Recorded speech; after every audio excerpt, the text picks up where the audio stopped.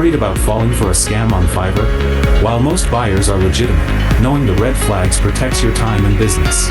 I'll share what to watch for. Welcome back to Guide with Samuel. Scammers often have telltale signs that can help you spot them early. Be extremely wary of anyone asking to communicate or pay outside of Fiverr.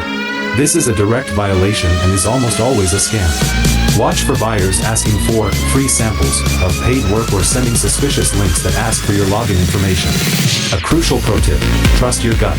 If an offer seems too good to be true or a buyer's requests feel off, politely decline the order. It's better to miss out on one potential project than to fall for a scam that could compromise your entire account.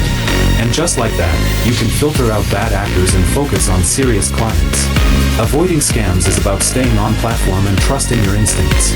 What's the biggest red flag you look for in a buyer?